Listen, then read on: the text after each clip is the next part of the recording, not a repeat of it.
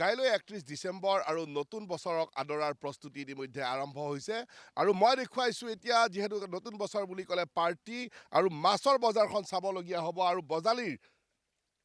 দৰাচলতে বৰপেটা জিলাৰ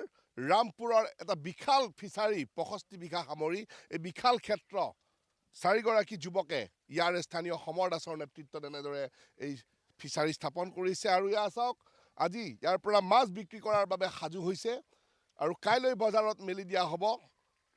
৬৫ বিঘা এই ডাঙৰ ফিচাৰীটোৰ পৰাই মাছ বিক্ৰী কৰা হয় আৰু মাছৰ যি পোনা উৎপাদন কৰা হৈছে সেয়া যি সংগ্ৰহ কৰা হৈছে বেংগললৈকে প্ৰদান কৰা হ'ব কেনেদৰে এই বিশাল ফিচাৰীটোৰ পৰা আজি মাছ বিক্ৰীৰ কাৰণে প্ৰেৰণ কৰা হ'ব সমৰৰ পৰা জানিম সমৰ আগুৱাই আহা কিমানজন যুৱক লগ সেই বিশাল ফিচাৰী তোমালোকে কাম কৰি আছা আচলতে আমি ৪জন যুৱক লগ হৈ কিনে আমি এই পুখুৰীটোৰ চিন্তা কৰিছিলোঁ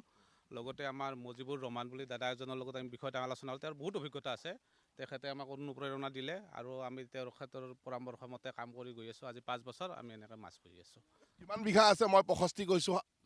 ৬৫ বিঘা মাছ পুখুৰী আছে আৰু ওচৰতে এটা তাৰমানে এইটো মথাৰ সিফালে এটা আৰু ৪ বিঘাৰ আছে কিমান মাছ আজি বেংগললৈকে নিয়া হ'ব এইটো তাৰমানে আমাৰ থাকে কণ্টেক্ট থাকে আমি বিভিন্ন ঠাইত মাছ পঠাই থাকোঁ আজি বেংগলত যাব গাড়ী আৰু মানে ৩১ ডিচেম্বৰ বুলি আমি আৰু অলপ ডাঙৰ মাছো ধৰিছোঁ ওচৰৰ আমাৰ গলিবন্ধা বজাৰত কুইণ্টেল যাব প্ৰায় ২-২.৫ কুইণ্টল আজি আমি তাত বিক্ৰী কৰিম বুলি ভাবিছোঁ উৰুকাৰ বাবে সাজু কৰা হ'বনে নাই নিশ্চয় হ'ব উৰুকাৰ বাবে আমি ভাবি আছোঁ আমি থৈ দিছোঁ আৰু মাছ এনেকুৱা উৰুকাৰ কাৰণে এনেদৰে আজি জাল পাতি বিশাল ইয়াত মাছ ইয়াত কৰায়ত্ব কৰাৰ চেষ্টা কৰিছে আয়ত্ব কৰাৰ চেষ্টা কৰিছে আৰু এয়া চাওক এনেদৰে সৰু যিবোৰ মাছ এইবোৰ বেংগললৈকে প্ৰেৰণ কৰা হ'ব আৰু মাছৰ পোনা এয়া এনেদৰে উৎপাদন কৰিও এইসকল যুৱক স্বাৱলম্বী হৈছে সমৰে ইতিমধ্যে ক'লে আৰু ৩১ ডিচেম্বৰৰ পাৰ্টিৰ বাবেও ইয়াত আজি গলিবন্ধা বজাৰলৈ প্ৰেৰণ কৰা হ'ব প্ৰায় ২ কুইণ্টল মাছ মই পুনৰ দেখুৱাইছোঁ বিশাল ক্ষেত্ৰ আৰু এই দাদাজন আছে দাদা মাছ মৰাত আপোনালোক পাকৈ আজি কেনেদৰে মাছ উঠাই আছে আজি আপোনাৰ ধৰক ৬ কুইণ্টেল মাছ উঠছে ২ কুইণ্টেল ডাঙৰ মাছ ৪ কুইণ্টেল সৰু মাছ উঠছে ক'ত পঠাব এই আপোনাৰ বেংগল যাব এক গাড়ী আৰু এই বলিবান্ধাত যাব কি মাছ আজি উঠাইছে আজি ভাঙন উঠাইছোঁ আৰু বিকেট উঠাইছোঁ ডাঙৰ ভোকা উঠাইছোঁ আৰু এয়া